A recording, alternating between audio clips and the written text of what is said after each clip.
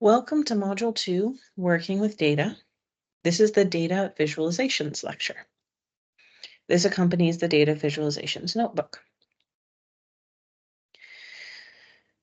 In order to prepare for a machine learning workflow with any type of biological data, visualizing and understanding the trends and distributions of that data is a key part of that preparation. Data visualization can help us understand the structure and trends within our data. It can help us identify problematic data points like outliers. It can help us with a data quality assessment. It can help us assess which features are the most important for separating different classes if we want to down select our features. It can also help us with hypothesis generation and pattern recognition, where we see specific patterns in the data set and can generate a hypothesis about them and then train a model to test that hypothesis.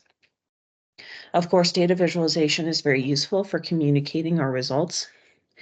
And it's also useful at the end after we've trained our model for validating the outputs of our model.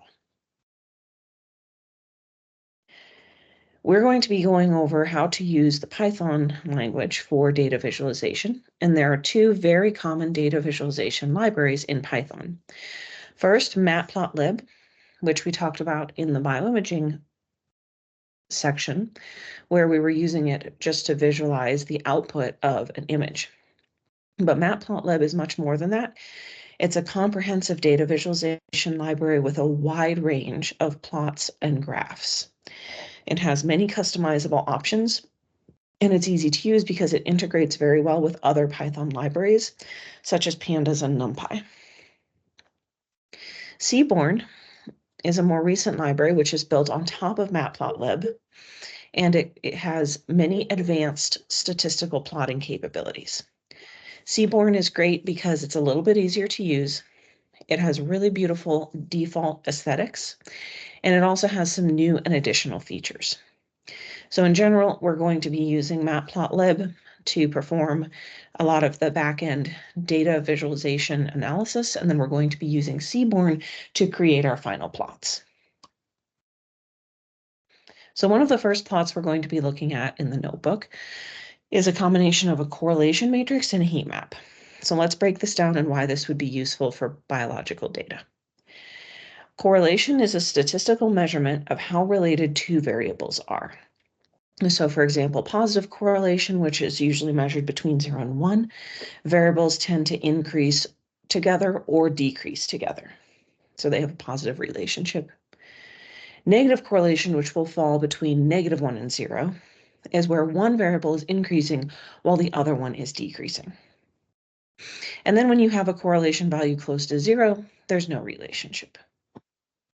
This can be very useful in biological data because it can help us understand which features are related to each other and which are not, because that can help us select features that will be useful for training a machine learning model. One of the ways after we calculate a correlation matrix, we can visualize it using a heat map.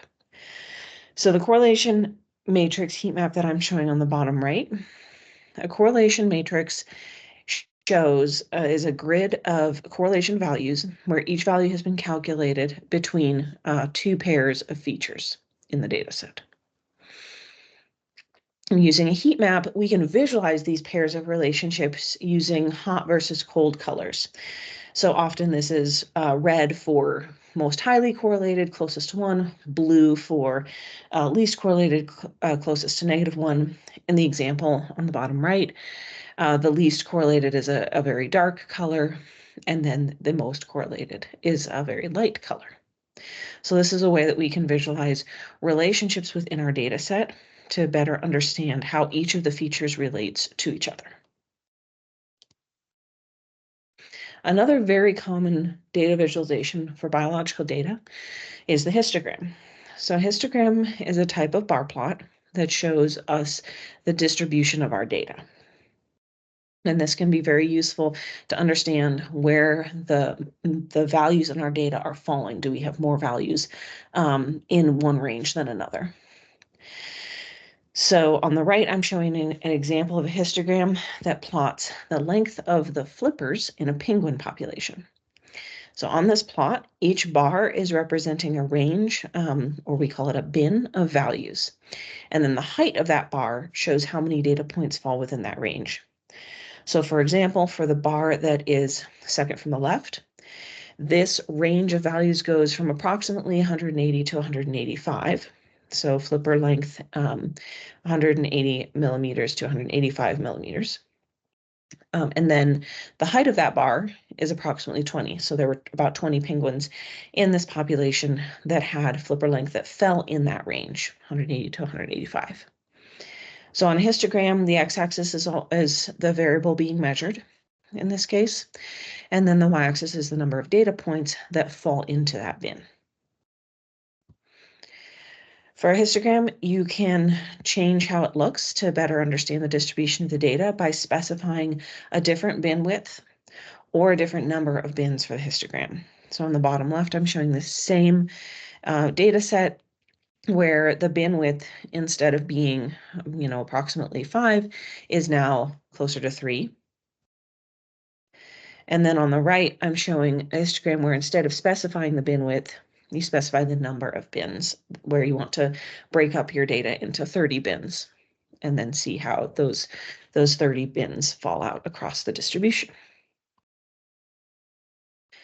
And then another thing that you can do with histograms is you can plot multiple data distributions on the same histogram, which is really useful for comparison. So for example, again, looking at this data set of flipper length in a penguin population here, the data set has been broken down into different penguin species. So on the left is the histogram where those different species are in 3 different colors and their values are stacked in each bar.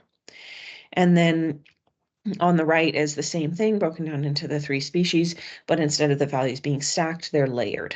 So you can the colors are transparent, so you can see behind them.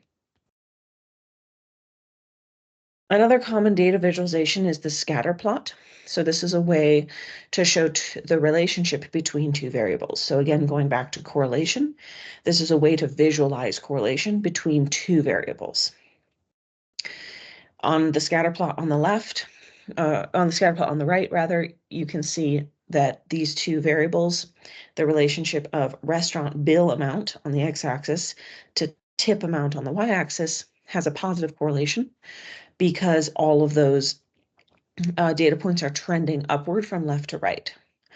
On the other hand, a scatter plot showing a negative correlation between 2 variables would have all of the points trending downward from left to right.